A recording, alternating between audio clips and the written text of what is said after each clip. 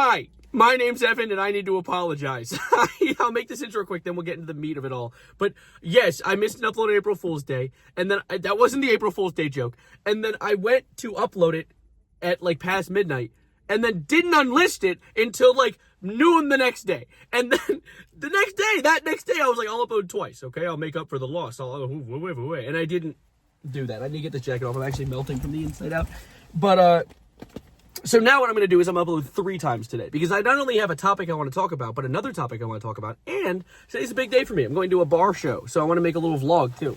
So we're going to have all those going. But first, Daredevil. I need to follow up that video I just made about how Daredevil is Marvel at its peak. I still stand by that. However, I need to make a correction. I made a note in my last video saying that the first Daredevil show is the peak of all peaks. It's some of the best Marvel you can get. And I said Daredevil Born Again is great and still peak, but I would say it doesn't add up to old Daredevil. Now, I'm a big fat liar. I think that that is a huge lie. I think that Daredevil Born Again has maintained the quality that came with the first show and then added to it as well. Because while the first show was outstanding writing, outstanding cinematography, the show was just intriguing. The characters were great. The plot was I loved the way, as I said, it moved through the little mini bosses. Daredevil Born Again takes essentially all of all the progression he had to go through with that show, and you'd think, like, how do you add to that? Like, he's already defeated all the big bosses. He's gone through the whole crime syndicate. It isn't what they called, but I don't want to spoil anything. So what could happen next? Well, how about let's just ruin his life? I'm not going to say anything specific. Of course, I don't want to go into spoiler territory, but I love that they essentially took a character that already hit his peak. Like, he's had his character arc, and they're like, now we're going to force him to have to go through a character arc or die trying. And I think that's cool. Alongside adding some really intriguing, there's new little things that give you the sense that now he is in the MCU. Before, there was little notes, like in the first season, they talked about, like, he's not some guy in an iron suit or some guy who can turn into a giant green guy. And it's like, wait, I know those guys. It's reference guys. And as well as referencing, like, New York being destroyed. So, like, the Avengers movie. So we had, like, little inklings that Daredevil was within the MCU. But now with this new series, now that it is officially part of the MCU, we have stuff like when Fisk is like, we don't want people dressing up like spiders. It's the guy. So, like, that's cool. Alongside with Disney's budget, they essentially made it so you could take fights that were already cool looking and then implement CGI that enhanced the fight. I think that's really cool. I think that's great. And the one thing that I think I need to stone myself to death for saying was that the writing isn't as good in the new show. Wrong. Because in the new show, while the writing is great, I also think that one thing this show does is improves upon it in ways that the first show wasn't able to. Like how they have so much B-roll of New York City. Not only B-roll of New York City, but B-roll of the people in New York City giving their takes on the situation, essentially through the lens of a girl who, I can say this isn't much of a spoiler.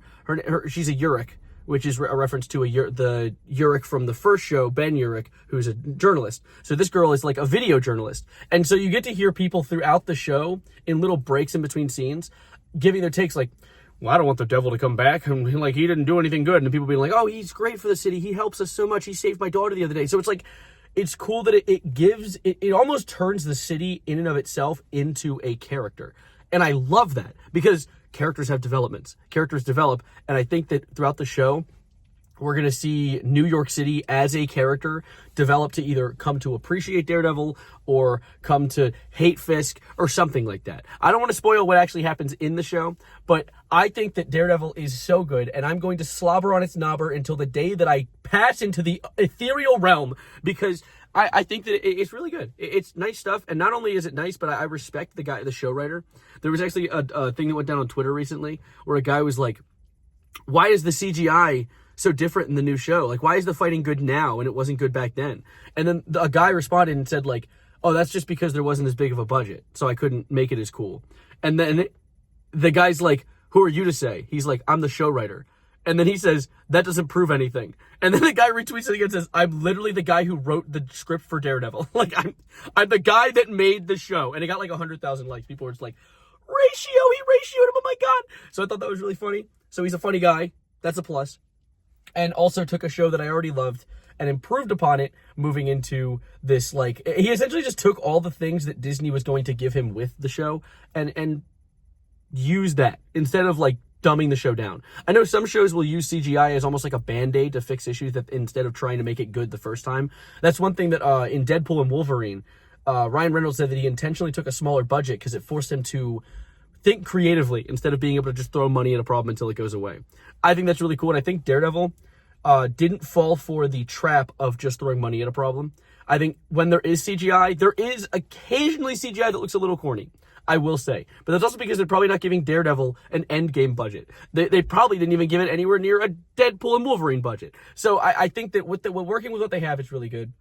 The villains are fun. There's some new vigilantes on the street that we get to kind of like, it puts us in the city, of course, bringing the city to life because there's more vigilantes.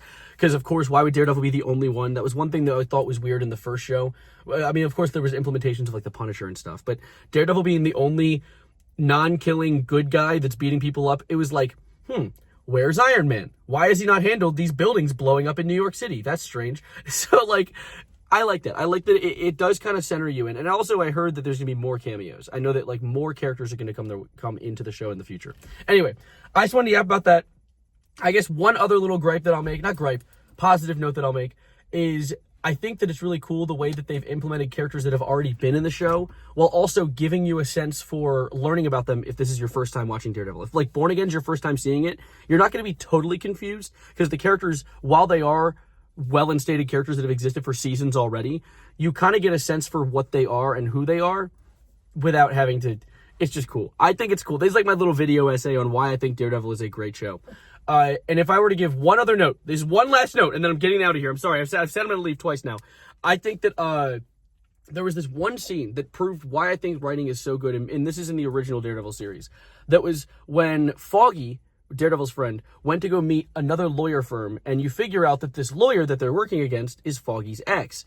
Oh no, wow, Goonga. But you're not told that. You're not explicitly told that. You're going in, they are sassy with each other. They obviously give off a vibe that they've known each other for a while, and they wait until the end of the scene when they're leaving for Karen to be like, who is that? And he's like, that was my ex. And it's like, yes! Don't just spoon feed us the information. Make us have to infer. And I love that because they give you just the right amount of snack to feed you up so that you can understand without having to just be like, having the show treat you like you're stupid.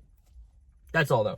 This is very broken up. And also, I hope you enjoyed this completely aimless yapping. I'm going to come back later today with another video about why I think music videos change the music industry. Yes, I am filled with yapping today, but I'm getting hot in this off car, and I want to go eat some Chick-fil-A. So I'll see you in the next video. Thank you for being here. And my name's Evan. Sorry, this is my backpack, actually. And get out of my video.